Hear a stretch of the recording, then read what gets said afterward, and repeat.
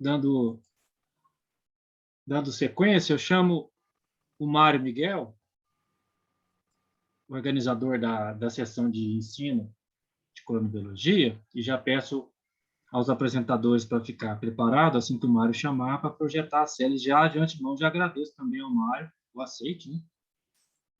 Direto. Quando eu mandei o convite a ele, já aceitou direto também participar. Então, obrigado, Mário. Maravilha. Obrigado, Edu. Obrigado todo mundo. É um prazer estar aqui com vocês. E eu vou não só apresentar agora a sessão, mas eu vou acabar substituindo o John também, que está impossibilitado de participar, sem comunicação. E a gente tem aqui, a sessão chama Ensino em Cronobiologia, antes, durante e após a pandemia, relato de experiências, né? Nós temos 4 apresentações, cada uma de aproximadamente 15 minutos, e depois a gente tem um tempo para um debate, né? E eu acho que a gente já pode começar, então. A gente já passou um pouquinho do tempo. A primeira apresentação, vou seguir a sequência que está aqui, né? Bruna Rodrigues, Projeto Sono na Escola, formação de professores sobre ritmos biológicos. Bruna, você está aí? Aqui, tô. Ah, maravilha. Vou projetar aqui, tá? Tá joia.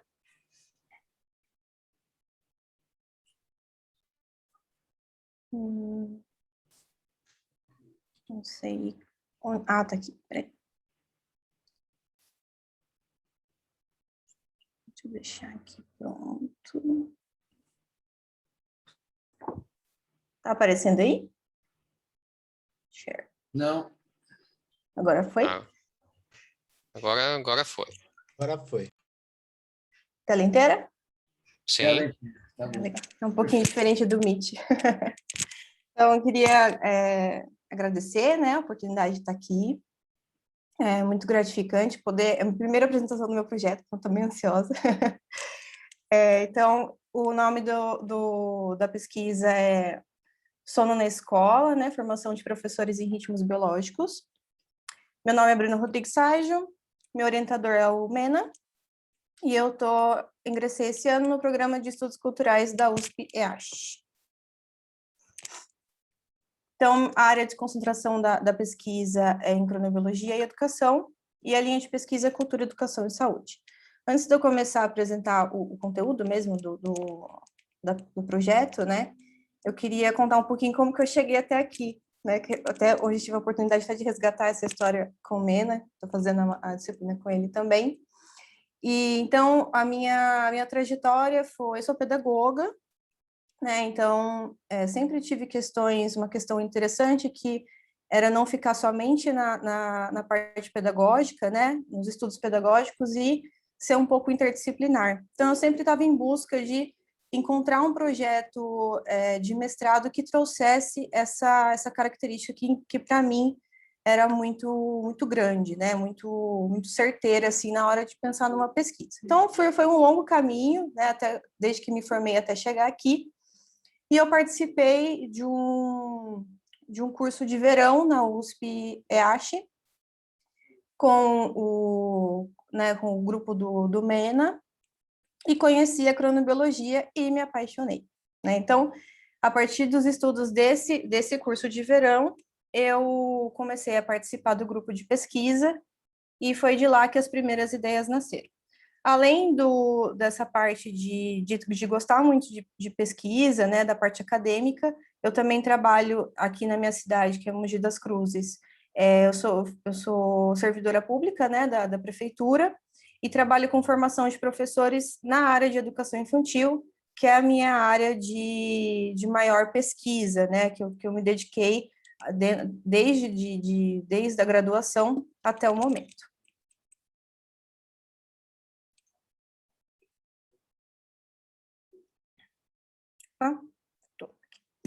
Então, um resuminho, né, o resumo da pesquisa, né? Então, neste projeto, eu tenho a intenção de ampliar o conhecimento dos professores da educação infantil quanto aos efeitos do sono sobre a qualidade de vida e saúde. Uma coisa que eu sempre, quando eu conheci a cronobiologia, eu falei assim, nossa, que eu encontro respostas muito certeiras para alguns questionamentos que eu tinha, né? E uma das coisas que me incomoda bastante na educação infantil é a parte da rotina das crianças, né? Em que as crianças precisam seguir a rotina dos adultos e não se olha para a rotina da criança em si. Então, os ritmos biológicos trazem bastante respostas, né? O estudo de ritmos biológicos traz bastante respostas. E o que já me incomodava bastante, e aí com o estudo dos conceitos também, isso ficou maior ainda, é a questão de que o sono das crianças, na maioria das creches, eles têm que ser num horário específico.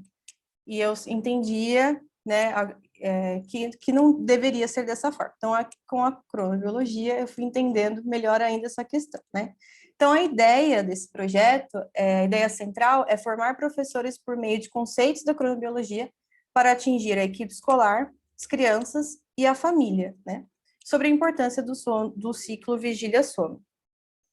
A formação continuada deve ter como ponto central os professores de uma escola específica, para que todos tenham a mesma intenção formativa por meio do plano de aula articulado e fundamentado, né? Então, a ideia é que os professores tenham uma base dos conceitos de cronobiologia e que isso venha por meio de formação, né, dentro da equipe, de formação continuada, para que haja alguma intervenção ali dentro da escola em específico, né?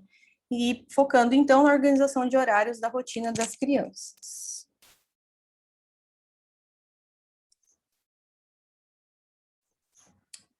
Então, a introdução, de uma forma resumida, né? A importância da formação continuada de professores, que essa é a minha área de trabalho, né, até o momento. Então, que a ideia é olhar para a formação continuada como algo que precisa nascer do núcleo de uma escola, né? Às vezes a gente chega com algo pronto, mas a gente não entende qual é a necessidade da escola. Então, a ideia é sondar, né, o que os professores já sabem sobre o assunto e a partir daí montar uma formação continuada de professores. É óbvio que eu, quanto formadora, já tenho uma intenção, né? Mas a ideia é que a gente vá construindo junto com a equipe essa formação, né? Então, o ponto central seria a formação de professores sobre os conceitos básicos de ritmos biológicos, linkado aí aos objetivos da BNCC para a educação infantil. Tem a BNCC da educação infantil, ela tem 5 campos de experiência, né? E uma delas, que é o que eu que mais se encaixa aqui, um dos campos, todos devem ser interligados, mas o que mais se casa aqui seria o eu, o outro e o nós, né? Em que a criança vai olhar para o próprio corpo e o corpo, gestos e movimentos também, que são os 2 campos em que a criança precisa olhar para o próprio corpo e se desenvolver, né? Então, aí seria o casamento desses objetivos, desses 2 campos nesse projeto. Né? Então, o desenvolvimento do conhecimento do próprio corpo, para criança de 0 a 5 anos, que tem tudo a ver com os objetivos da BNCC para a educação infantil, e o estudo para a organização dos tempos escolares, né? Então, sempre nessa inquietação, nesse incômodo de como a gente como são organizados os horários escolares, né? Então, a minha intenção é mudar um pouquinho ali essa rotina das crianças pequenas. A justificativa: formar professores de uma determinada escola e comunidade que tem como finalidade modificar a realidade não só das crianças, bem como do seu entorno, né? Então, a escola, ela tem esse papel, né, de ser um porta-voz ali da comunidade. Então, todo o assunto que é trabalhado ali dentro, ao meu entender, e ao entender da educação, a escola tem esse papel, né? Então, por esse motivo, ao conscientizar a equipe escolar e criança sobre a importância de seu próprio corpo, bem como sua rotina de sono e vigília, e com isso influenciar a qualidade de vida, né? E como isso influencia a qualidade de vida. Então, a partir do momento que eu trabalhar tudo isso dentro da escola, eu vou estar levando isso também, de alguma forma, para a comunidade, né? Para as famílias e tudo mais, que esse é o poder da educação, né? Então, meu objeto de estudo é a organização da rotina escolar da educação infantil. que com os estudos mais atuais também, principalmente para creche, né, que é o meu ponto-alvo aí dessa pesquisa, a organização da rotina, ele vem sendo cada vez mais conversado sobre isso, já tem bastante influências de outros países, né, nos estudos que falam sobre a rotina escolar. Então, nada melhor do que eu vim falando de uma forma mais biológica, do corpo mesmo, né? Não só da estrutura em si que a escola já apresenta, né? Para a escrita desse projeto, eu usei esse referencial teórico, né, que o Antônio Nova, que fala bastante sobre formação continuada de professores, o MEC, né, porque por conta da BNCC, que vai aparecer no projeto por conta de toda a trajetória, né, da educação infantil, da parte de documentação oficial mesmo, né, a revista Nova Escola, então pensando na saúde e bem-estar dos professores e das crianças, né, então não só da parte estrutural da escola dos horários, mas também como isso vai influenciar na saúde de toda a equipe, né, e as crianças, e o Mena e o Fernando Lousada com ritmos biológicos e horários escolares, que são os grandes influenciadores aí da minha pesquisa. A metodologia é uma pesquisa qualitativa, e a ideia, então, da coleta de dados, a coleta de dados inicial será realizada em uma creche daqui da minha cidade, com aproximadamente 10 professores, e inicialmente será aplicada uma sondagem para saber o que a equipe docente sabe sobre os ritmos biológicos e como isso pode influenciar na rotina escolar e processo de aprendizagem da criança. O segundo momento, depois dessa coleta, seria uma aplicação da formação, né? Aplicação de formação continuada sobre o ciclo vigília-sono e a construção de proposta para mudança de organização dos tempos escolares. E a análise dos dados seria a análise será feita a partir da observação se houve mudança na prática pedagógica e nos horários da rotina escolar, por meio de uma sondagem final para a comparação do início do projeto para o final. Nesse momento, estou estruturando, né, o levantamento de estrutura de capítulos e a construção dos instrumentos de coletas de dados para dar esse pontapé inicial dessa observação da escola que foi escolhida. Então, aqui foi a referência bibliográfica do projeto. E é isso, da minha parte. Maravilha. Obrigada. Não, muito obrigado. Eu acho... Bom, a gente tem o debate mais para frente. Não sei se a gente tem tempo para fazer perguntas agora, né? Eu acho que é melhor deixar tudo para depois, né? Então, gente, eu vou chamar agora a professora Gisele Oda, tá? Do IB da USP, para fazer a apresentação dela. Gisele, por favor. Pronto? Dá para ver? Dá sim. Tá. Boa tarde a todos. Eu gostaria inicialmente de parabenizar a Cibele, o Eduardo e o seu Naldo pela organização desse evento, que está muito gostoso de assistir, pelo carinho que a gente sente em cada detalhe, né, dessa organização. O meu profundo agradecimento. Também gostaria de parabenizar a Almena Barreto pelo tamanho da comunidade cronobiológica que a gente tem hoje em dia, né? Já visto esse evento. E, dito isso, e obrigada, Mário, por essa sessão, né? E dito isso, gostaria, então, de dizer que eu gostaria de compartilhar um pouco da experiência sobre um curso de graduação de cronobiologia que acontece no IB há muito tempo, né? Então, os anos passam, a gente vai fazendo até que a gente percebe, né, que passou muito tempo, e gostaria de falar bastante, um pouco sobre isso, acho que vale a pena, né? O meu nome é Gisele Oda, eu fazia física antigamente, né? E conheci a cronobiologia por meio desses cursos itinerantes que, né, os pioneiros da cronobiologia, né, costumavam organizar no passado.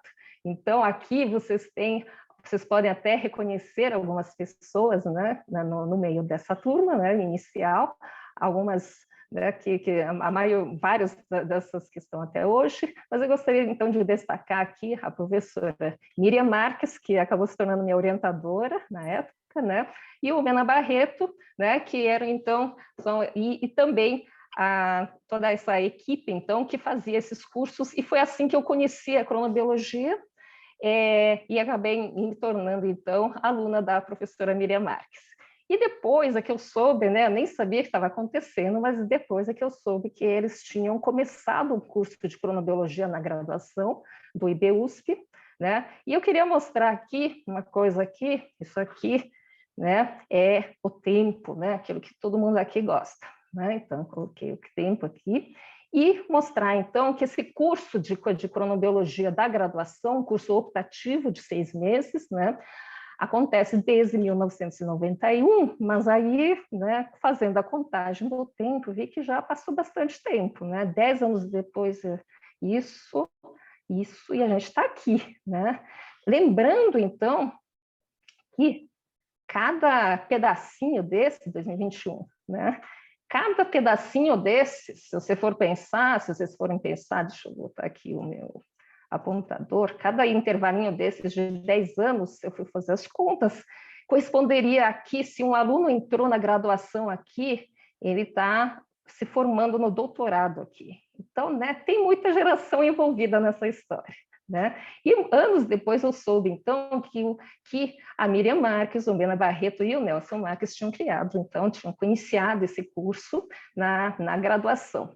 Tá? Então, já faz muito tempo, e o que eu queria compartilhar com vocês, com muita alegria, é que ele está vivo até hoje, ele está bem vivo, e queria então compartilhar com vocês como que ele foi, né, o que foi acontecendo ao longo do tempo, né, quais as lições, né, em termos de ensino, que acho que a gente pode compartilhar aqui, né, porque houve muito aprendizado nesse tempo, a gente não tinha, né, assim, né, como que a gente deve ensinar cronobiologia, né? Então tem erros e acertos, e com isso a gente vai aprendendo e compartilhando, né?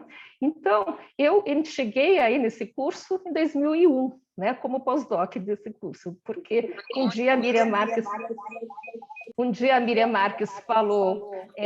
perguntou para mim se eu não queria dar uma aula nesse curso de sincronização, porque ela achava que sincronização era um processo físico, então seria bom uma física de verdade dar dessa aula.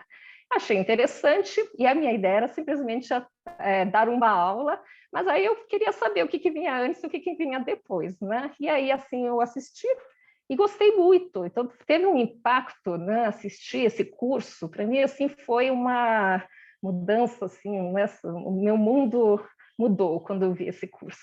E aí eu gostei tanto que nos anos seguintes, naturalmente, né, nem sei o que aconteceu, mas naturalmente comecei a assistir todas as aulas, todos os anos seguintes, né, como pós-doc, dava uma aula de sincronização, estava feliz, e assim o tempo vai passando, né, e eu coloquei o meu nome aqui em verde, né, eu resolvi colocar em azul os docentes e verde pós-doc, né, e aí, com o tempo, né, eu me tornei uma docente também do IB, né? E aí, nessa época, a gente tinha a Cíntia Yamashita, que seria a nossa estudante de doutorado, que também participava do curso, né? E nessa época, o Mena tinha ido para o EASH, eu acho que cruzei com o Mena nesse curso em 2 anos seguidos, né? Todos os anos seguintes com a Miriam, né? E assim os anos foram passando também, e hoje em dia tenho dado esse curso, então, junto com os novos pós-docs verdinhos, né, que são o Danilo Flores e a Patrícia Tagnardi, que vocês devem conhecer, né? Mas então eu queria contar um pouco mais sobre alguns aprendizados que aconteceram nesse processo e das peculiaridades e por que eu acho, né, que foi um laboratório de aprendizagem de ensino aqui, que é bastante interessante, né? Então aqui um pouquinho mais um pouco para quem não conhece, né, a Miriam Marques, e esse é o Danilo Flores, que está nesse curso nesse momento. Essa foto eu tirei, né, no ano em que a professora Miriam se aposentou, ela se aposentou em 2015, né, ela está lá, eu tenho bastante contato com ela ainda, volta e meia quer saber o que anda acontecendo no curso, a gente vive se falando, né. E no ano do aposentamento dela, eu e o Danilo fomos fazer uma visita guiada, né, por ela no Museu de Zoologia, porque ela trabalhava no Museu de Zoologia e foi responsável por toda essa modernização que a gente está vendo agora nesse Museu de Zoologia. Tá? E o que aconteceu ao longo dos anos, nesses primeiros anos que eu ficava lá só assistindo às aulas, né, ano após ano, assim, foi um aprendizado de, assim, a forma como a Miriam Marques dava esse curso era muito inspirador para mim, né? Então eu era da física, mal fazia ideia de como que era dar uma aula de biologia, né? E achei muito interessante porque eu gostava da densidade das aulas, né? Gostava da forma como ela dava, a dinâmica das aulas, e fui aprendendo ano após ano, né? Até que uns 10 anos depois estava lá junto com ela como colega. Né? Então, eu queria né, mostrar um pouco né, de algumas dessas questões, né? Uma coisa bastante importante que aprendi assistindo às aulas com ela e que tento né, manter nesse curso, que é a diferença essa distinção entre informações e conceitos. Né? Informações não param de crescer, a cronobiologia não para de crescer, né? Tem pesquisas novas, resultados novos, não tem fim. Será que a gente tem que ir colocando tudo isso dentro do curso? Não, com certeza não. Né? A gente tem que ir filtrando, né? Porque uma coisa é o conjunto de informações, a outra coisa é né, o conhecimento, os conceitos que ligam essas questões. Então, tem sido um desafio, né? E é difícil, por isso que assim, eu acho muito importante né, o fato de eu ter me inspirado na forma da segurança da Miriam Marques na seleção dos tópicos, né? Porque a gente não dá um monte de coisas que se espera de um curso de cronobiologia. Né? A gente não fala sobre o sono, não fala muito sobre né, o sono em si, claro, ele entra né, como um exemplo, né, mas não tem uma aula sobre o sono, não tem uma aula sobre a glândula pineal, são vários aspectos, e cada a cronobiologia é muito interdisciplinar, cada pessoa de qualquer especialidade vai falar, ai meu Deus, mas vocês não dão isso, vocês não dão aquilo, então assim, a gente mantém um mínimo, né? E para manter o mínimo, você tem que ter uma segurança, né? E eu tenho certeza de que se eu estivesse sozinha aí, eu teria ficado insegura, mas fiquei vendo a Miriam. A Miriam era uma grande bióloga, ela dizia que estava certo, né? E isso foi dando força, né? E é o que me faz, né, continuar, né, nessa linha de estar sempre, né, não deixando o curso engordar. Né? Porque o que eu vejo, por exemplo, livros, né? Livros de fisiologia, a cada edição ele vai ficando mais gordo, mais gordo, mais gordo. Eu falo, como é que vai ser para o coitado do aluno daqui a 50 anos? Né? O que era capítulo 1 para a gente vai virar um livro inteiro para o aluno. Então, assim, se a gente não começar a ir selecionando, filtrando, né? E tentando manter assim, privilegiar novos conhecimentos, mas selecionando as informações, os livros vão ficando cada vez mais gordos, não tem como, e os cursos também vão ficar insuportáveis, né? Então, um desafio para a gente manter né, o tamanho do curso né, e dos tópicos abordados, a menos que haja né, grandes revoluções nesse conhecimento. E a gente está antenado sobre isso. Tá? Então, e também, né, algo que a Miriam fazia questão de fazer era essa correção, né, do ensinar, então, o uso correto desculpa aqui.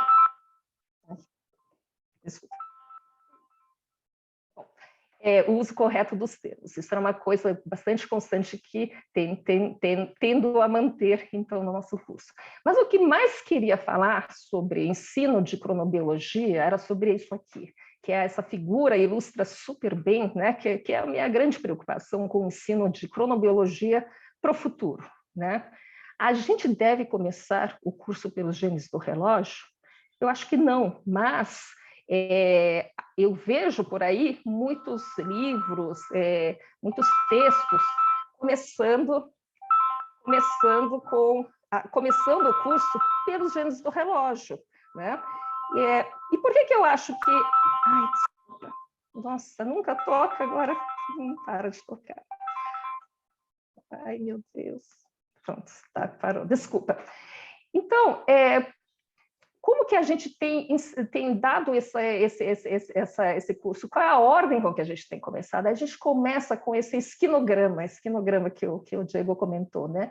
Um esquema, né, sobre, né, a existência, então, de um oscilador, os inputs, os outputs e os ritmos, que foi, então, porque toda a pesquisa começou dessa forma, né? A gente não sabia onde estavam localizados esses osciladores, mas conseguia medir ritmos, foram feitas manipulações nos ciclos de iluminação e chegou-se à conclusão de que existia, então, uma espécie de modelo. A partir daí começou, então, a busca pelas bases anatômicas, né, até se chegar, né, aqui no nosso relógio aqui do supraquiasmático, né, e a partir daí foram sendo destrinchados, né, cada uma dessas estruturas envolvidas tanto no input quanto no output, né, e com o tempo se chegou às bases moleculares. E aí chegamos então aos gênios do relógio, né, e sobre a existência, então, das bases moleculares dessa ritmicidade. Então, se você for seguir, né, a ordem histórica é essa, né? Eu acho que é por isso que faz sentido também no ensino a gente seguir essa ordem histórica. E eu falo isso porque eu tenho medo, né? Claro, né, a gente não tem problema, mas assim, se dá para a gente fazer uma recomendação para a geração que vem, vamos manter essa ordem, que ela é muito mais didática, ela conecta melhor com o aluno, né? E ela faz muito sentido. Né? Eu, quando era a aluna de colégio, fiquei com trauma, que no primeiro dia de aula de química, a aula começou com o átomo. Né? Então, assim, e aí eu tinha muita curiosidade em relação à química, só que assim, um curso que começa com o do átomo, né? Indo lá para depois chegando na matéria, perde todo o encanto, né? E eu acho que muito do ensino da ciência, quando feito de uma forma ruim, acaba fazendo com que aquele conhecimento perca seu encanto, né? Então, por isso que eu acho interessante começar dessa forma. E na cronobiologia em particular, o fato da gente seguir a ordem histórica se tornou bastante evidente. Por quê? Porque isso aqui é o intervalo em que aconteceu esse curso. Né?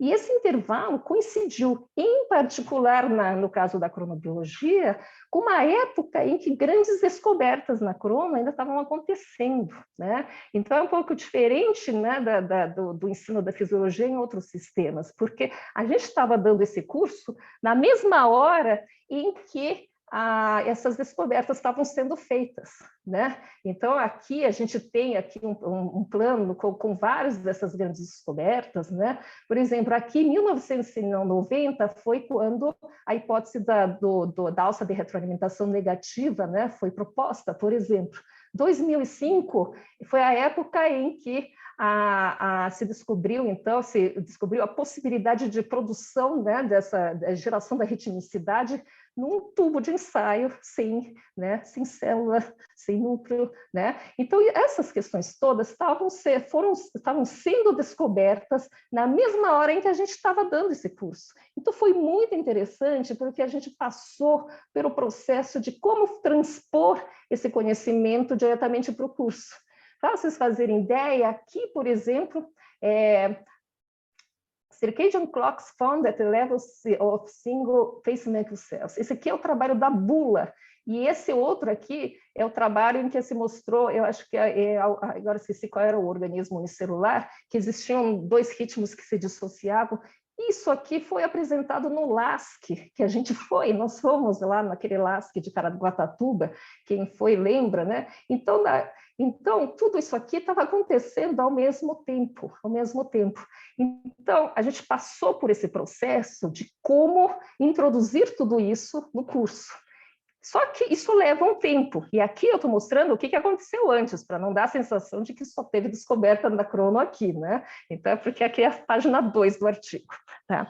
E aqui, então, a gente tem muitas descobertas, e interessante, então, ao longo nesse nosso curso, né, do IB, a gente dá muita ênfase ao desenvolvimento histórico dessas questões todas, né, que fazem parte, né, dos conceitos básicos de cronobiologia. Leva-se um tempo, a gente ficou muito tempo, né, leva-se um tempo para transpor isso para os cursos. Isso ficou bastante evidente quando a gente chegou aqui, mais ou menos, né? Fica nesse... Quando é que a gente vai transpor essas questões para o nosso curso básico sem engordar, né? E isso demora. Tá? E ao longo do curso também, que era uma característica que a Miriam Marques cimentou lá e que a gente continua fazendo, né, chamar a atenção para a importância de estudar os trabalhos clássicos da cronobiologia, desses nossos grandes pioneiros que fizeram trabalhos maravilhosos, levantaram questionamentos muito importantes, né? É sempre inspirador ler aqueles trabalhos antigos e ver como perguntas que até hoje a gente tem desenvolvido, né, com novas técnicas, né, já estavam presentes naquela época. E isso também é uma questão interessante que a gente consegue mostrar na crono, né, porque tem muito nessa época aqui, né, tem muita coisa se desenvolvendo, a cronobiologia foi sendo desenvolvida, mas a gente consegue ver, né, que várias perguntas, né, ficaram paradas, esperando, como se estivessem paradas, esperando uma técnica nova chegar, né, e daí ir para frente. Então, você tem, né, uma pergunta que vai atravessando gerações e sendo desenvolvida, sendo estudada, investigada pelas novas técnicas que vão surgindo. Então, isso faz parte da construção científica, isso é importante mostrar essa dimensão da construção científica para um aluno de ciências, né? E, nesse sentido, eu acho, então, que o ensino da cronobiologia nessa época atual é bastante inspiradora, né? Não só para quem quer fazer cronobiologia, né? Mas também para o aluno de ciências de uma forma geral, né? E falando, então, sobre quanto tempo leva, então, para a gente transpor novas descobertas, né, para a sala de aula, né? Por exemplo, né, a gente tem essas questões aqui, osciladores periféricos, a gente já tinha, né, esse conhecimento já nessa época, mas a gente demorou para incorporar, porque até um certo ponto a gente falava, não precisa, esse ano a gente não precisa falar de oscilador periférico, né? Então demora. Aqui também esse trabalho aqui esse outro aqui por exemplo, né, esse trabalho com as cianobactérias, né, é mais recentemente, né, com a Patrícia, então, que a gente começou a desenvolver melhor na aula. Por quê? Porque a gente não estava sabendo, não, a gente estava, ao mesmo tempo que dando as aulas, indo para congresso, estava antenado com esses acontecimentos, só que demora para um conhecimento, né, ser incorporado de uma forma, né, já selecionada, filtrada para a sala de aula. E isso acho que é algo bastante importante, né, porque a gente tende a achar que um curso bom é aquele que está falando sobre o que se descobriu ontem, e não necessariamente.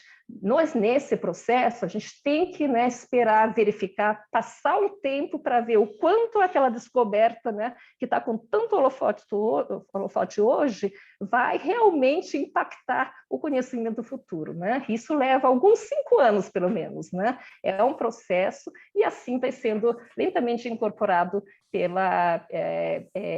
no ensino, tá? Mas, né, no fim das contas... Desculpa. Não, o tempo. Tá bom, já estou fechando. Mas então eu deixo essa figura aqui, que era então essa questão, né, que eu queria mais enfatizar, né, para as futuras gerações, né, vamos manter essa ordem histórica, né, na hora de ensinar. A gente não vamos começar a aula de crono com os gêmeos do relógio, tá? Muito obrigada. Muito obrigado. Agora, Rúbia Mendes vai falar sobre contribuições e desafios do ensino em cronobiologia, né, um relato de experiência e um curso de extensão, tá, na IAGE. Por favor.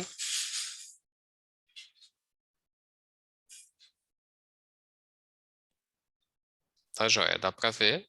Tá dando para ver? Eu quero pôr no modo apresentação aqui, deixa eu ver. Uhum. Deu? Deu, perfeito. Então, boa tarde a todos. Primeiramente, eu gostaria de agradecer, então, a oportunidade de estar falando um pouquinho desse tema que para mim é tão importante, né, que é o ensino de cronobiologia, e eu acabei me vendo muito envolvida, né, nesse tema, e nessa apresentação em específico, eu gostaria de compartilhar, né, com vocês algumas das experiências que eu tenho tido com o curso de extensão que a gente tem oferecido pela EASH. Esse curso é oferecido para educadores, né, do ensino médio, educadores da educação básica, e esse curso começou a ser oferecido em 2016. Então, eu vou desenvolver a minha fala em 3 pontos. Primeiramente, eu vou contar um pouquinho, uma breve história de como eu entrei, então, nesse tema, cheguei até esse curso, vou falar um pouquinho sobre o curso e vou trazer para vocês alguns dos resultados que a gente tem tido, então, com os cursos de extensão. Bom, eu entrei, então, dentro do ensino de cronobiologia logo no início do meu doutorado. Eu fiz doutorado com o professor Mena, e, assim, logo no primeiro ano ele me deu um grande presente que foi imensamente importante no meu crescimento dentro da academia. Ele me possibilitou, né, a coordenar um pequeno grupo, né, de pesquisa dentro do GMDRB, que foi o grupo de cronoeducação. Na época, a gente deu esse nome para o grupo, e a gente juntou ali as pessoas que tinham interesse em discutir temas relacionados à educação, ao ensino de cronobiologia, e mesmo porque a gente tinha aí vários alunos, tanto no mestrado, eu no doutorado, tinha alguns que estavam pretendendo entrar e que queriam desenvolver projetos dentro da área da educação. Então, aí a gente começou, então, a fazer essas pequenas reuniões de discussões, e aí a gente criou, então, esse campo de discussões interdisciplinares, todos ali envolvidos com pesquisas acadêmicas na área, e o nosso debate era justamente como a gente pode fazer, então, essa transposição didática dos assuntos de cronobiologia para a educação básica. Então, como que a gente pode transpor, né, como que a gente pode discutir esse assunto tão importante dentro da sala de aula para, né, para que os professores pudessem levar esse conteúdo dentro da sala de aula, visto que é um conteúdo tão importante, que a gente tem tantas pesquisas acadêmicas falando desse conteúdo, e que os professores, que são aí os mais interessados, às vezes não chegam a ter sequer noção sobre o que está acontecendo. Acho que vai até um pouco de encontro o que a Gisele estava falando anteriormente, sobre essa questão do delay, né, do tempo que leva para que um conhecimento acadêmico chegue até a sala de aula, né? Então, acho que eu vou descer um pouquinho agora o nível da graduação, então, para o ensino médio, Gisele, mas acho que vai dar uma boa continuidade aí. Então, nosso objetivo ali nas discussões era essa questão da difusão da cronobiologia para a educação básica. Então, a gente entendeu que o primeiro ponto principal seria o professor, né? A gente precisava arrumar uma forma de levar esse conhecimento de cronobiologia de modo que o professor pudesse criar essa consciência de liberdade. O que seria essa consciência de liberdade? Será que a cronobiologia pode ajudar esse professor a entender o próprio corpo? E se, ao entender como que funciona, né, os mecanismos fisiológicos do seu próprio corpo, ele achar pertinência nesse conteúdo, ele também não vai sentir interesse de levar isso para a sala de aula? Então, o professor seria aí o intermediador para poder levar esse conhecimento, então, até os alunos. E esse foi o start principal. Então, dentre as ações que eu vinha desenvolvendo, né, desde aquela época, lá do início do meu doutorado, além da pesquisa acadêmica que eu já estava desenvolvendo, né, meu trabalho foi com adolescentes, avaliando ritmos biológicos em adolescentes, e também a relação disso com o desempenho escolar. Eu levava todos esses resultados, as apresentações em simpósios, em congressos, mas eu ainda sentia que ainda faltava alguma coisa, que eu poderia fazer algo mais. Então, a partir deste grupo, o que aconteceu? Eu comecei a desenvolver palestras em escolas, para profissionais da educação, primeiro, e depois eu comecei a fazer palestras até para pais e para os alunos, né? Recentemente, até acho que compartilhei ontem com vocês uma palestra que eu fiz com adolescentes falando sobre sono e saúde mental.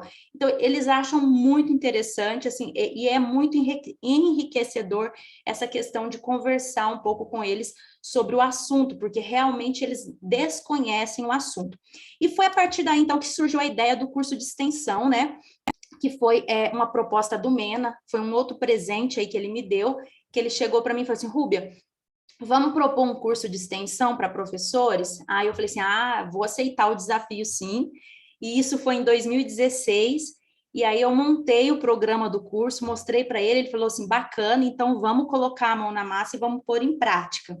E de lá para cá, então, a gente já deu 11 edições do curso, né? Sempre no verão, em janeiro, e as edições de inverno em julho.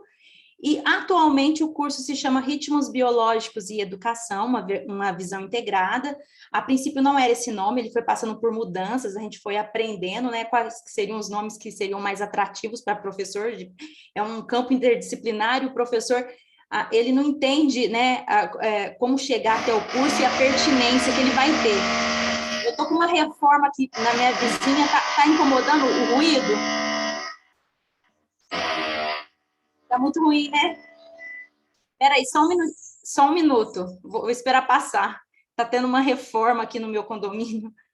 Então, o que acontece? Não dá para pedir para suspender, Rúbia, esse barulhão, pelo menos da furadeira, porque, de fato, fica bem desagradável. Você está sem som, Rúbia. Eu vou pedir aqui para ver se eu consigo uma interrupção aqui, rapidão. Tá bom.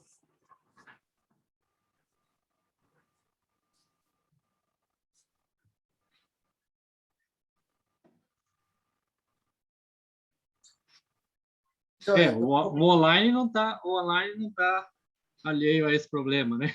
Então, isso acontece. Eu vou me permitir um pequeno comentário, enquanto a Rúbia vai tentar abafar o ruído, diminuir o ruído, que é o seguinte, as nossas propostas têm uma inspiração óbvia nos ensinamentos do Paulo Freire. Depois, se alguém quiser explorar um pouquinho essa vertente, me parece bem rica.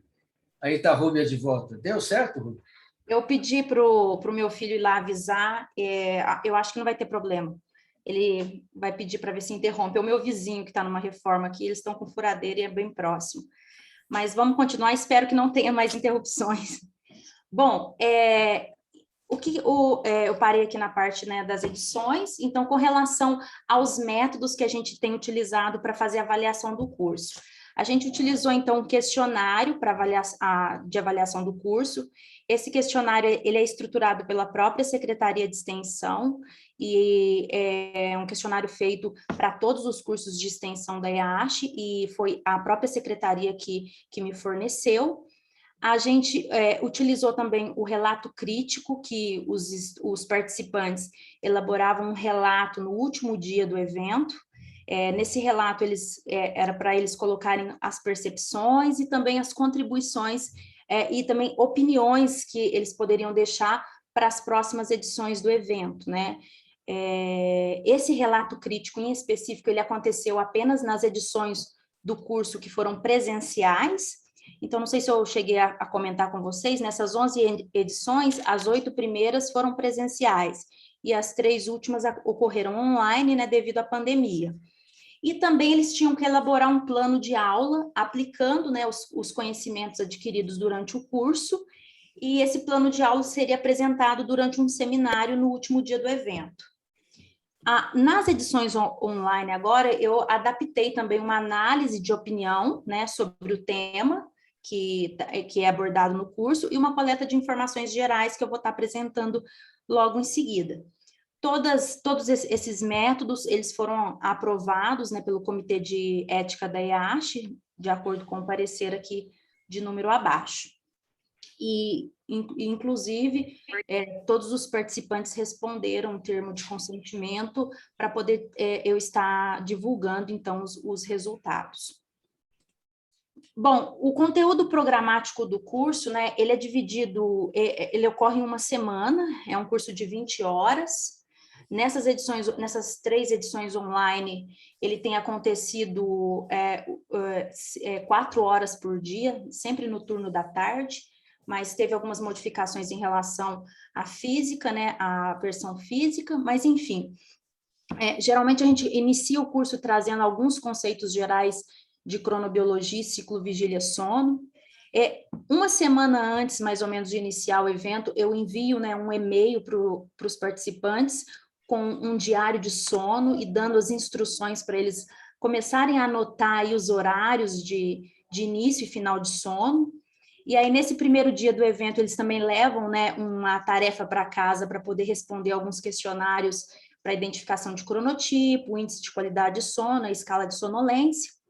Depois, no segundo dia, a gente entra com assuntos relacionados à ontogênese dos ritmos biológicos e dando ênfase em cada etapa educacional. Então, a gente fala da educação infantil, ensino fundamental 1, 2 e ensino médio.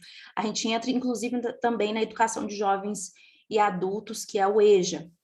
No terceiro dia, a gente aplica, então, os conceitos de cronobiologia dentro do currículo educacional. Nas primeiras edições, a gente utilizava como base os parâmetros curriculares nacionais, que era o PCN. Nas 4 últimas, a gente já fez uma migração, uma atualização para a BNCC, que já está em vigor no ensino médio, no ensino fundamental, e o ano que vem entra para o ensino médio.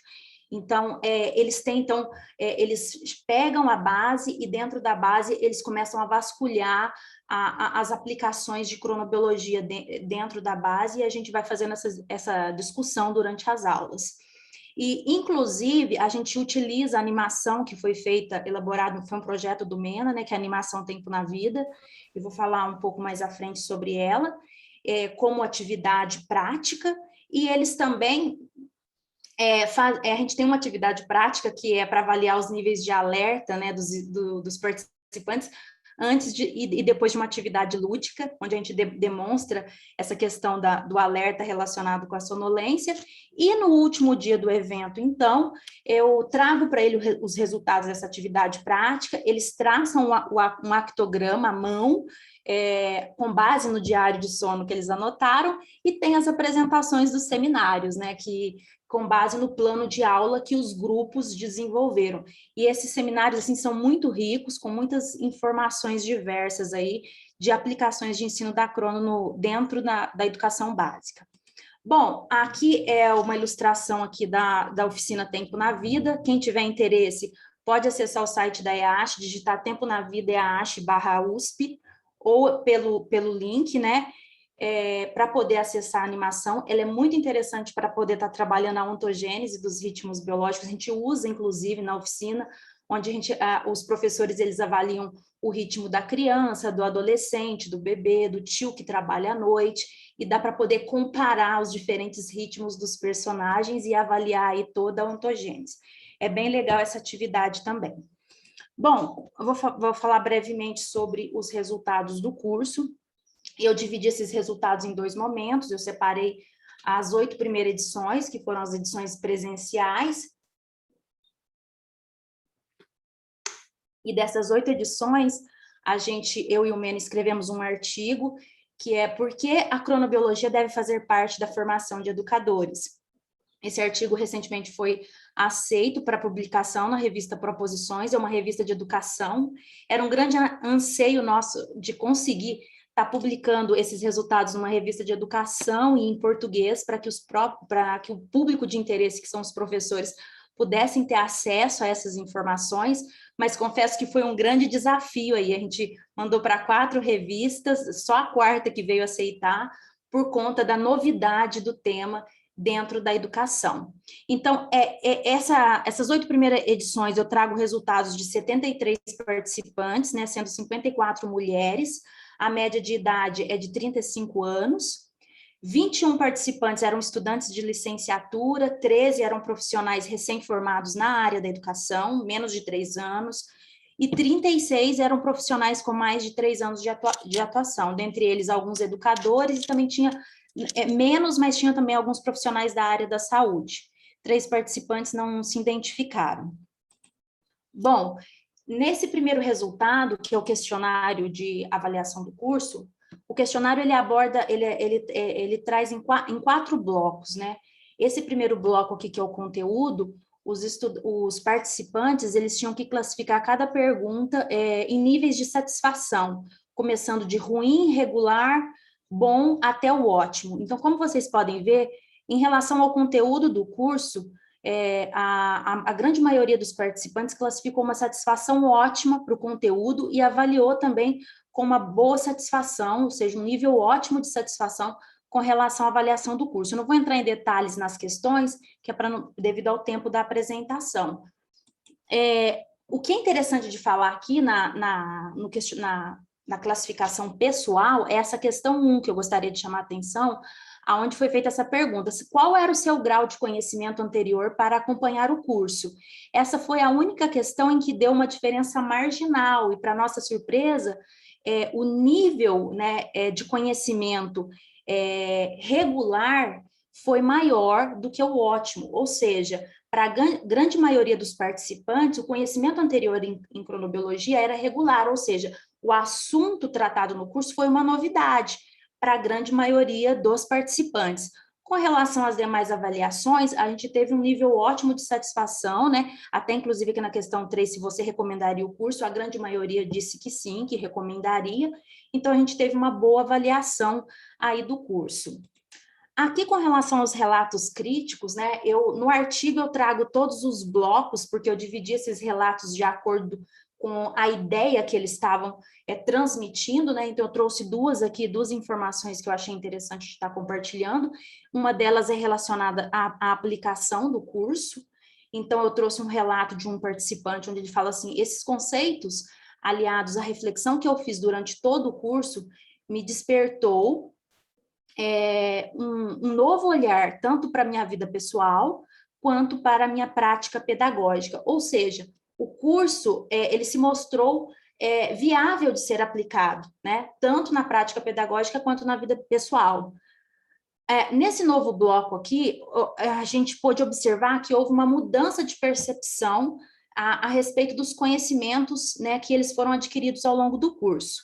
Né? Eu acho bem interessante falar aqui o relato do participante, que ele coloca assim: acreditava que o sono fosse uma necessidade fisiológica irrelevante e ainda pouco relacionado com o desenvolvimento pedagógico. Pensava ser apenas um moderador das funções orgânicas, desassociado do cognitivo. Olha para você ver, houve uma mudança total de percepção.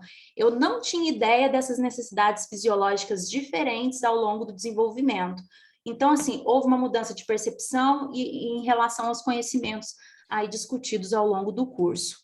Com relação ao plano de aula, né, no artigo eu trago um plano para cada etapa educacional, mas aqui eu achei pertinente compartilhar para vocês um plano na área de ciências humanas. Por quê? A gente ouve-se muito a discussão da cronobiologia dentro das ciências biológicas, mas esse grupo aqui em específico que desenvolveu esse plano eram professores de geografia, sociologia e filosofia. E eles entraram aí no desafio de fazer um plano de aula de cronobiologia, né? Foi um plano voltado para o ensino médio e o tema era indivíduo e cultura. O objetivo da aula era discutir sobre como o sono é entendido pelas diversas culturas. Então, eles dividiram a aula em 2 etapas, né? Apresentaram a aula, seria em 2 momentos. No primeiro momento, eles iriam fazer uma discussão sobre as formas de dormir. Então, eles colocaram as questões para serem trabalhadas. Será que todas as culturas dormem da mesma forma? Quais as diferentes maneiras de dormir e objetos utilizados durante o sono? Quais são os preconceitos sobre os horários de dormir e acordar? Então, esse seria o primeiro momento. E no segundo momento, a proposta era um diário de sono para os alunos anotarem e depois fazer uma atividade em grupo para eles mesmos relatarem as percepções dos seus horários. E é interessante ressaltar aqui que o diário de sono eles também estavam anotando durante a semana do curso. Então, eles já estavam aplicando um instrumento que eles estavam aprendendo ao longo do evento para poder ser uma proposta para um plano de aula para os adolescentes. Então, eu achei bem bacana de compartilhar, mas a gente tem vários planos de aulas aí ao longo desses anos, em várias áreas, inclusive até mesmo na educação infantil. Bom, só para te falar do tempo, que já deu. Já deu? É porque eu parei aquela hora, você me dá só mais 2 minutinhos só para eu concluir? Eu parei o timer também, mas pode ir, vai. Então, agora eu vou só falar rapidamente sobre alguns resultados que eu analisei nas 3 edições online, né? O artigo aqui ainda está em elaboração e eu ainda não terminei de analisar os dados, então eu vou falar bem rapidamente, né? A gente teve 134 participantes nessas 3 edições, e o que é interessante de se falar aqui é que eu colocava esse slide na minha apresentação durante a aula, né, se o professor estava preparado para essa imagem, e perguntava para eles, o que vocês pensam sobre o sono na sala de aula?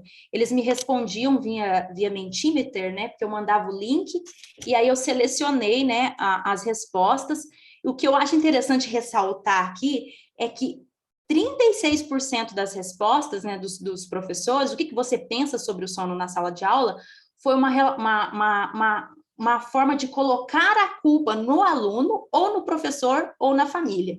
Então, essa culpa era assim, o aluno é desinteressado, o aluno está muito cansado, ele não consegue organizar direito a sua rotina. Então, assim, a grande maioria das respostas foi relacionado a isso. Isso foi feito no primeiro dia de curso. E aí, no último dia do evento, eu fiz a mesma pergunta. O que você pensa sobre o sono na sala de aula, depois, né, de todas as atividades do curso? E o que foi mais interessante é que 39% das respostas apontaram para uma consciência sobre os conhecimentos de cronobiologia. Os relatos mudaram.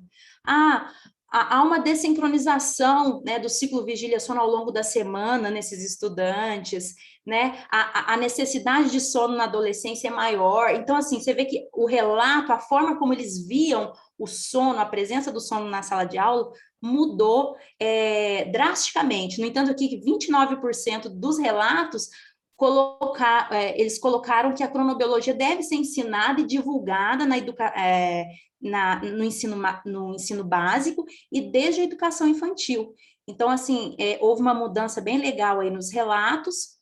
E com relação a essa pergunta que eu fiz também, se você teve ou terá na sua graduação alguma disciplina de cronobiologia, 90% dos participantes falaram que não, o que é um ponto bem legal para a gente discutir, né? Ou seja, por que será que essa informação não está chegando na graduação, quando a proposta, inclusive, do artigo que a gente está publicando, é realmente falar sobre isso, realmente a importância de se divulgar esse assunto já na graduação.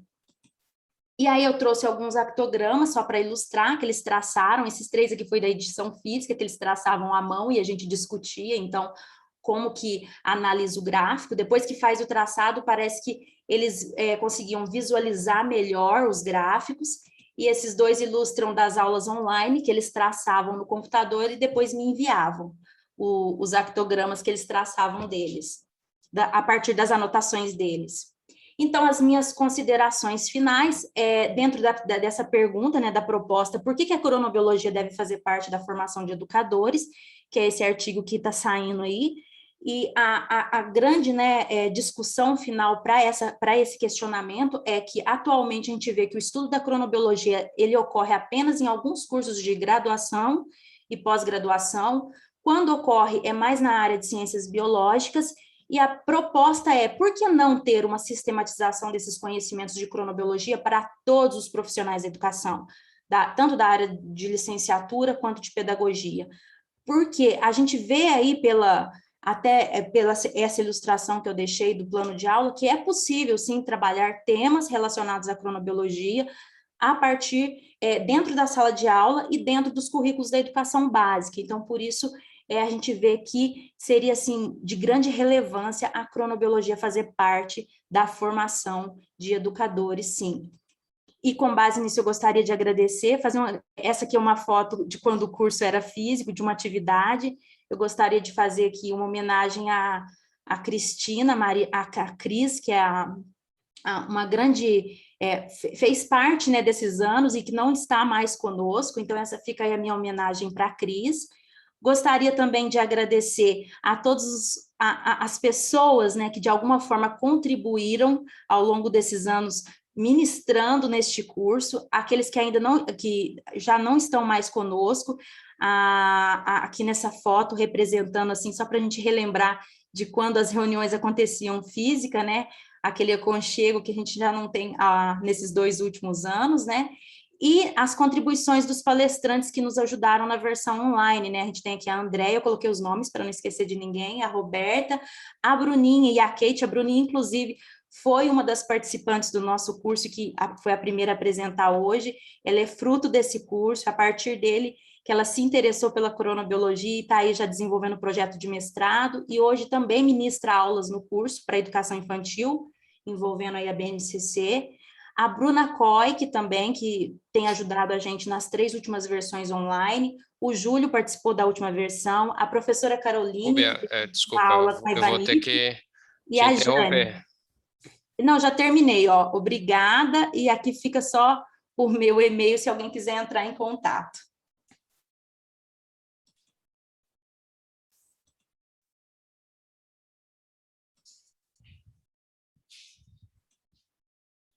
Bom, pessoal, eu vou lá rapidamente aqui. Vou compartilhar com vocês também a minha tela.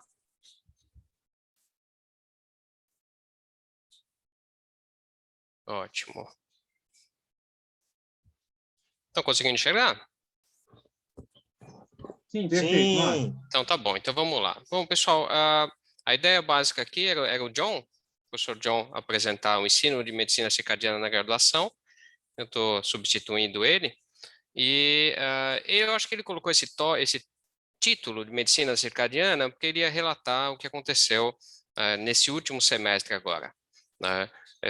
Que ele deu parte da nossa disciplina. A gente repartiu a disciplina em dois oferecimentos, e um dedicado à turma de medicina da UFRN, no campus no interior, né? Como a gente fez essa divisão, eu não tenho acesso, na verdade, a essa experiência dele, então eu vou fazer um apanhado da disciplina que eu criei, que depois ele também acabou integrando a disciplina, né, e a gente vem trabalhando desde 2015, né? Então, a disciplina é cronobiologia aplicada à saúde, e ela surgiu para resolver um problema que a gente tinha, né, que é criar um componente curricular, né, com foco mais na aplicação, né, mais direcionado para os cursos de saúde, né? A gente já tinha outros componentes curriculares, né, de cronobiologia, né? Então, a ideia, né, desse componente curricular é que ele fosse bastante focado em fisiologia, nas bases fisiológicas, né? Claro, muito provavelmente por conta da minha formação também, né? E no final das contas, os alunos tinham como a previsão a capacidade de fazer uma avaliação, né, da ritmicidade. Inclusive, isso faz parte da forma de avaliação da disciplina, né? A gente sempre teve um desafio muito grande, né? Então, uma das coisas importantes é com relação à bibliografia, né? Aqui estão os 2 livros básicos que a gente vem trabalhando. Ao longo dos anos, a gente vem mudando um pouco isso, né? Tentando produzir, inclusive, material principalmente em língua portuguesa, né? Porque é uma disciplina optativa, complementar para os cursos de saúde da UFRN, né? Então, no início, essa disciplina era pensada nesses 3 blocos ou 3 módulos, né? Um de introdução, um de avaliação e um de aplicação, né? Vou mostrar daqui a pouquinho que ela mudou um pouco, né? Mas a gente iniciava com as bases da sincronização, e depois a gente descia um pouco mais para a parte de diferenças individuais, o que incluía, né, também a base genética, e depois a ontogênese formava um bloco básico, né? E depois a gente tinha um bloco prático, tá? Ou teórico prático, muito focado em formas de se avaliar, tá? E aí também incluindo actimetria, incluindo métodos de análise de séries temporais, como Cosinor e outros métodos, né? Os alunos coletam dados, analisam dados e analisam outros dados que a gente mesmo oferece. E, por fim, um bloco de aplicação, né, que tinha 4 pilares, que eram as desordens do sono relacionadas à ritmicidade, desafios temporais, trabalhos em turno, trabalho noturno, o desempenho físico e cognitivo e câncer. Isso era a estrutura básica quando eu pensei na disciplina, né? A gente vem numa crescente de número de discentes, né? A gente começou com em torno de 30, hoje a gente está em torno de 50, ao longo do oferecimento anual. Tem uma estrelinha aqui, porque nesse semestre específico a gente criou 2 disciplinas ao mesmo tempo e a gente somou, na verdade, quase 80 alunos, né? Então, foi bastante diferente e foi razoavelmente desafiador, né? Em termos de composição, o grande quantidade de alunos que a gente tem é distribuído em 3 grandes grupos, né? Alunos de fisioterapia, alunos de biomedicina e alunos de medicina, com outros alunos de outros cursos, inclusive de engenharia biomédica, né? Psicologia participando também, mas de forma mais consistente, fisioterapia, medicina e biomedicina, né? Entre 2017 e 2018, eu fiz uma reformulação, né, da disciplina, né? Então, mantive os mesmos blocos, né? No entanto, eu criei elementos de ligação entre eles, né? Então, o bloco de introdução, na verdade, ele finalizava com metabolismo, fisiologia cardiovascular ventilatória, né? E uma aula, né, específica sobre melatonina, né? E a transição entre o bloco de avaliação e o bloco de aplicação também era dada, né, passou a ser dada com foco em cronofarmacologia, né, numa aula específica de cronofarmacologia, uma sobre desafios temporais e disrupção do sistema, e que também culminava com as desordens da ritmicidade, né? E ainda assim, na parte de aplicação, a gente incluiu também, como teve um foco na fisiologia, lá na transição entre o primeiro e o segundo bloco, nas doenças cardiovasculares ventilatórias, na metabolismo, obesidade e nas doenças neuropsiquiátricas, né? Então, esse é o formato final, né, da aula que a gente vem trabalhando, né, hoje, né? Mesmo antes da pandemia, a gente já iniciou um canal no YouTube. Então a gente tem aqui, vejam que da disciplina de cronobiologia aplicada à saúde, a gente tem 45 aulas, né? São vídeos, as aulas foram quebradas em trechos, aí mais ou menos entre 30 e 40 minutos, né? Tem uma outra disciplina nossa, que é a neurobiologia do sono, né? E esse conteúdo gravado, ele vem sendo atualizado ano após ano, né? E além disso, a gente utiliza isso, né, essas aulas, esses vídeos, ao longo de cada uma das nossas aulas de fato, de cada bloco de semana, né? Essa disciplina é dada uma vez por semana. Então, sempre tem uma indicação de uma leitura prévia, né? Depois um trecho de vídeo. Hoje em dia a gente usa ferramentas para, inclusive, fazer perguntas, né? Uns quizzes dentro do próprio vídeo, né? O que é bom, é fácil para analisar, para ter esse feedback. Então, a pergunta da semana, que ela é respondida antes da aula, ela serve como elemento inicial da discussão da aula, e na parte síncrona, muito voltada para a discussão, e aí com sempre um trechinho, né, da revisão da literatura recente pertinente àquele tema. Então, é assim que se dá, basicamente, a disciplina. Ela conversa muito com uma outra disciplina que a gente tem, que é a neurobiologia do sono, né? Então, essas duas já foram oferecidas nesse formato, né? E vem dando certo, a gente conseguiu manter a adesão dos alunos, né? Por fim, a gente ainda tem alguns desafios. Então, um deles é uma ausência de uma ferramenta de avaliação de fato, né? Eu vejo a disciplina de sono, por exemplo, eu uso um questionário que chama Ask-Me, né? Para fazer essa avaliação, um antes e depois.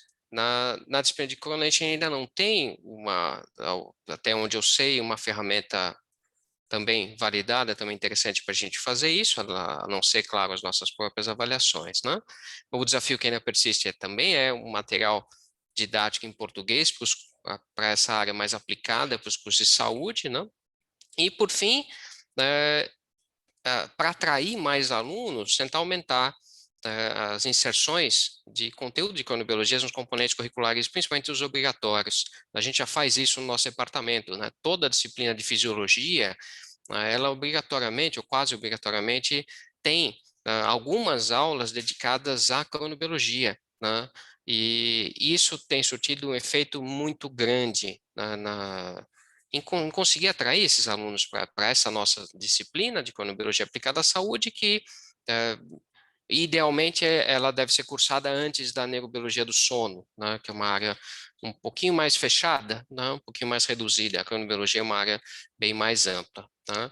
E é uma disciplina que cobre diferentes conceitos, sempre com foco, como eu falei para vocês, de tentar gerar algumas habilidades, né? Levar conhecimento claro e levar ferramentas para o aluno de graduação se sentir mais à vontade para lidar com as questões da cronobiologia e do sono ao longo do curso e na prática profissional, claro, né? Então, pessoal, aqui tem um QR Code, se vocês clicarem aqui, isso vai dar acesso, tirar uma foto, claro, né? Vai dar acesso os nossos canais todos, né? YouTube, Facebook, Twitter e por aí vai, tá? Então, eu vou parar por aqui e aí a gente pode iniciar a próxima fase, né, bem rapidamente aqui, que é um debate, tá, de ensino da cronobiologia, né?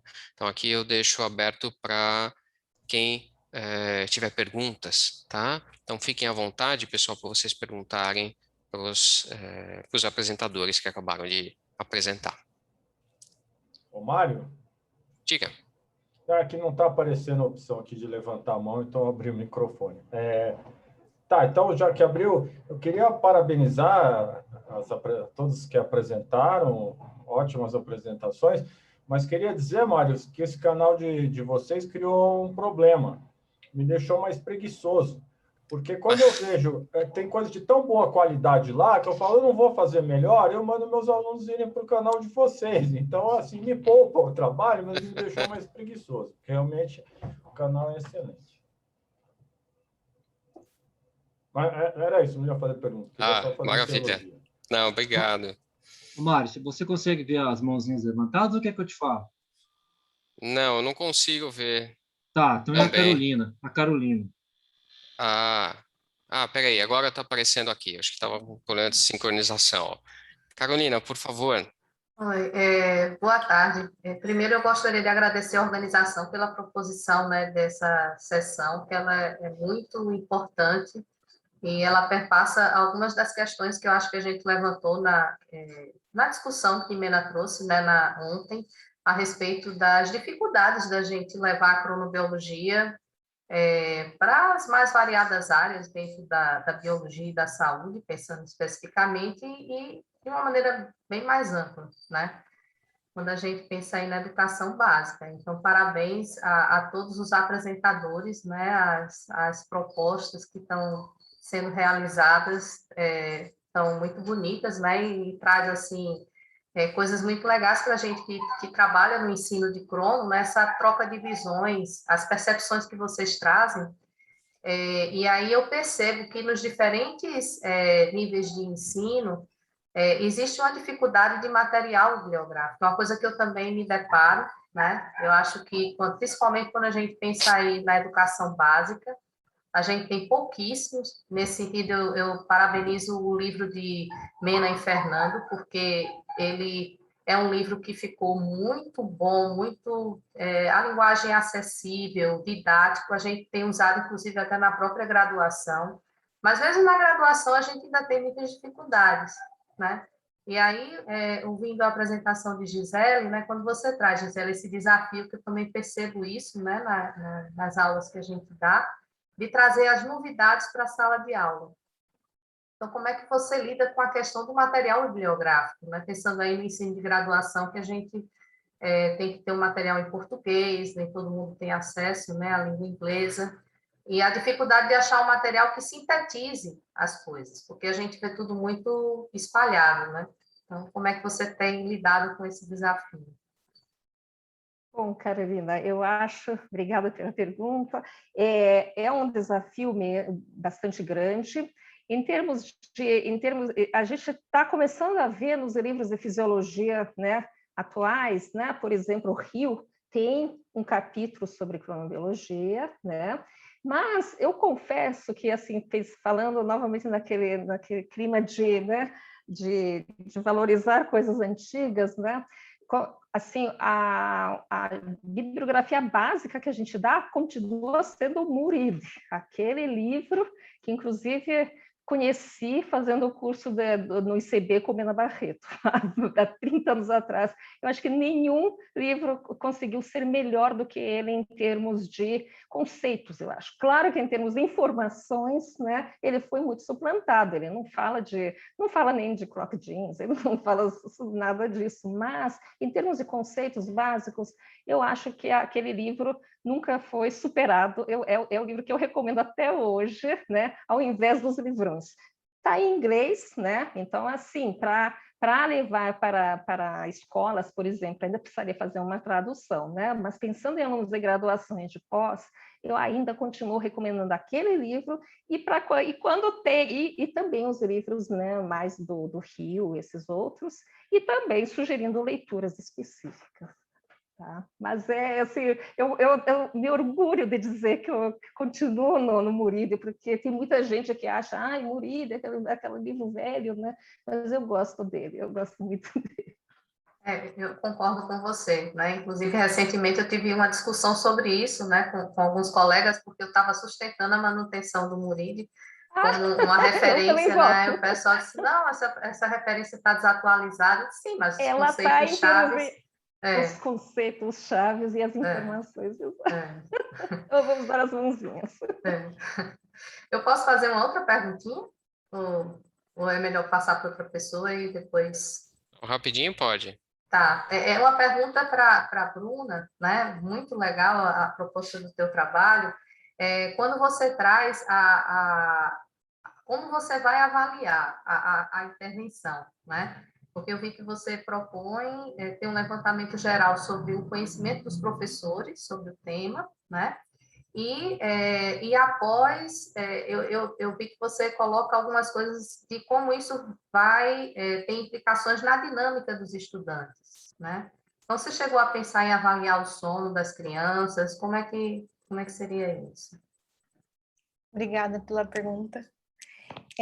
A ideia é pensar na avaliação em como esse estudo vai modificar a rotina das crianças. Então, a ideia é que a partir da formação, os professores vão entender a questão do sono, porque aqui em Mogi, por exemplo, o horário do sono é no horário do almoço dos funcionários. Sempre é assim, né? Então, a ideia é que depois de fazer a formação, né, de fazer o levantamento inicial, a formação, depois de um tempo eu quero ver se essa rotina vai mudar, se eles vão ter uma consciência diferente, né? Então, a avaliação seria da rotina, né? Não dessa questão do sono, né? O sono vai ser o meio ali para a gente entender como que eles vão se modificar, né? Eu já até falei para o mesmo, na hora que eu estiver no doutorado, eu já estou lá no doutorado, já nem fez o mestrado, já está no doutorado, né? Eu queria pensar, assim, até desse tipo de formação, sair até um tipo de cartilha ou de informativo para que outras escolas possam seguir essa ideia de rotina, né? O que eu mudo, como que a escola vai andar pela criança e não pelos adultos, né? Trocar essa visão, seria isso. E aí, nesse sentido, reforçando para todos, né, eu acho que a gente precisa produzir mais material didático para esses diferentes níveis, né, tanto na educação básica, né, até como o próprio ensino superior. Mas eu acho que o maior desafio é a educação básica ainda. Obrigada. Joia. Daniel. Oi, pessoal, tudo bem? Eu vou ser bem rápido, porque eu sei que o tempo aqui está curto. Na verdade, é uma curiosidade, eu queria ouvir a opinião de vocês e saber se vocês já chegaram a trabalhar com outras plataformas. E a minha pergunta se dirige mais à Gisele Oda e à Núbia, né? Porque eu trabalho mais com cursos mais gerais, vamos dizer assim, né? Que não estão tão específicos a profissionais de saúde, por exemplo. E se vocês já chegaram a experimentar plataformas como, por exemplo, Coursera. Eu digo isso pegando em comparação o curso da própria Martha Merrill e do tio Ronenberg, que é o curso, se eu não me engano, deixa eu ver aqui, acho que é Ritmos Circadianos, lá no Coursera, que eu achei que foi uma experiência bem legal e que eles fizeram. Não sei se vocês já chegaram a ver, né? E eu sei que, obviamente, tem 1000 problemas, né? Com certeza, mas o que eu vejo... O que eu costumo ver é que, às vezes, essas resistências, essas novas tecnologias, muitas vezes estão mais pautadas na resistência da pessoa, né, do educador, às vezes, né, do docente, do que, às vezes, de fato, na realidade, né? E eu falo muito desse curso porque, assim, ele é um curso que eu mesmo utilizo quando peço para que as pessoas, quando entram, por exemplo, no nosso grupo, no Gipso, peço para elas fazerem, porque eu acho que é um dos cursos introdutórios, né, online, né, assim, que a pessoa pode fazer a qualquer momento, a qualquer situação, e tem sido muito útil, pelo menos eu tenho visto, para a gente tem sido muito útil, né, porque a pessoa pode trabalhar de forma assíncrona, né? Eu sei que não é a mesma coisa, mas eu queria saber se vocês já se envolveram com essa tecnologia e o que vocês acham dela também, né? Porque, pensando que isso pode gerar um alcance muito maior, né? Por exemplo, eu sei que esse curso, Gisele, é um curso ali aqui em São Paulo, né? Então, quer dizer, poderia ser expandido para a comunidade de cronobiologia do Brasil inteiro, né? Então, assim, ele tem essa vantagem, mas também, obviamente, muitas limitações. Então, eu queria ouvir de vocês também o que vocês acham dessas tecnologias.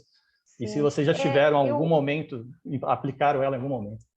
Assim, eu confesso que o Coursera do tio eu não assisti ainda, mas pelo que eu conheço dele e da Martha Merrill, acredito que deve ser muito bom, né?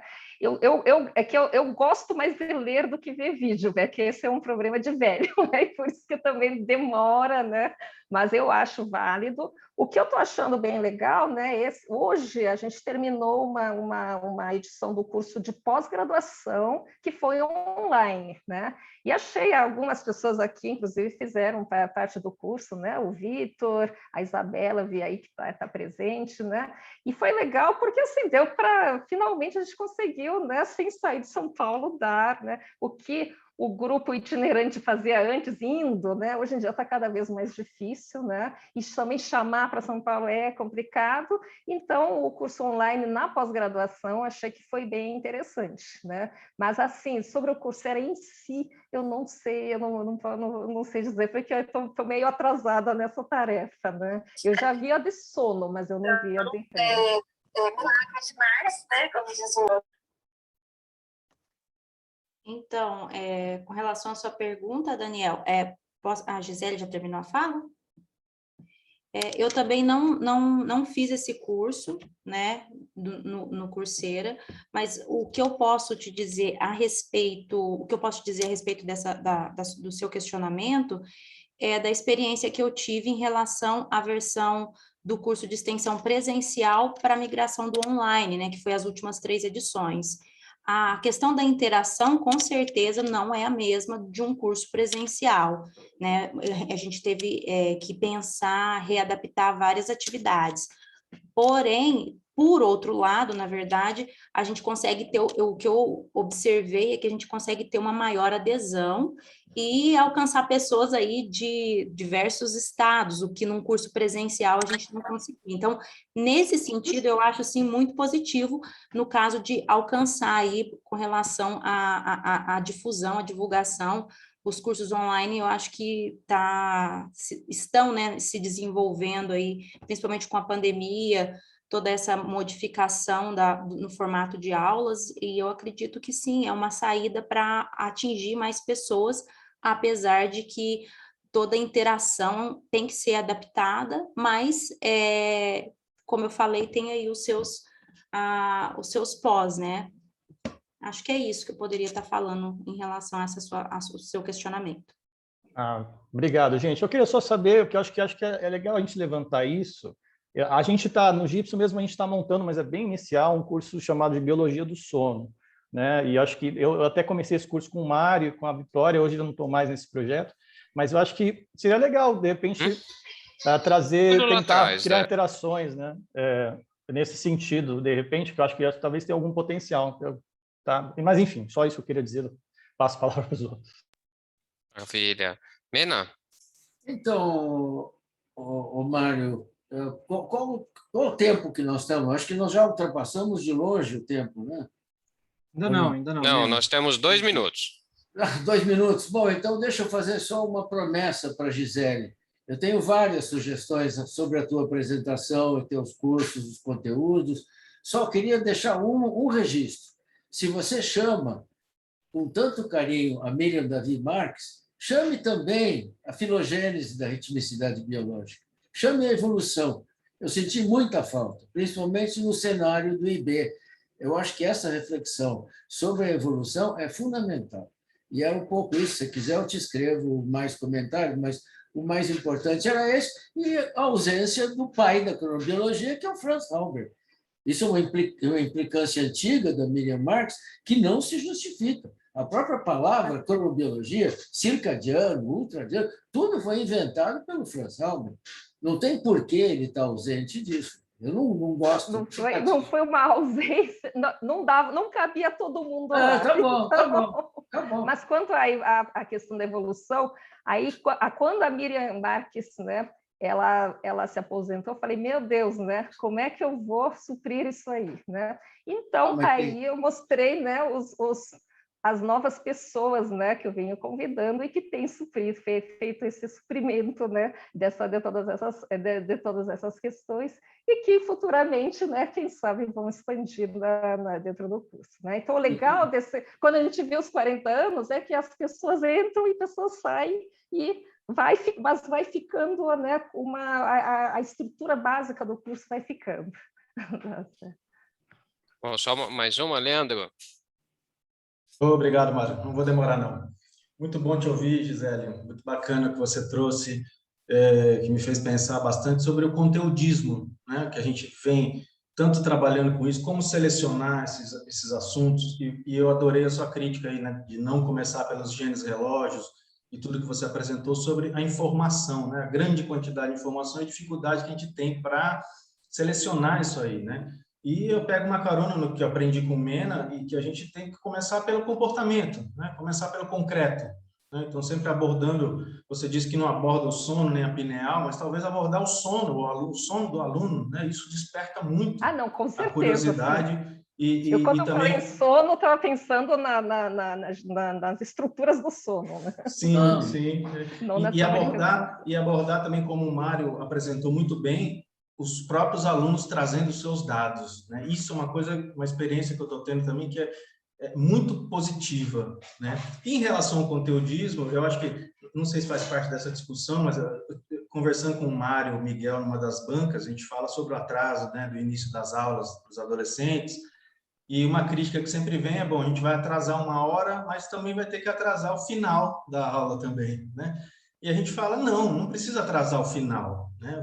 Se essa pandemia pode nos ensinar alguma coisa, é diminuir os conteúdos, né? Aumentar as atividades assíncronas, né? Então, os grupos matutinos podem fazer essa atividade assíncrona de manhã, ele acorda mais cedo, faz, depois ele vai para a aula. Os vespertinos vão fazer mais à noite, mas não precisa terminar 1 hora mais tarde, porque ela vai começar 1 hora mais tarde.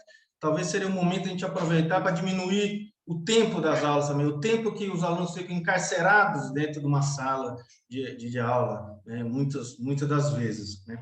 E a outra coisa é uma sugestão, rapidinho, que eu sei que o tempo está...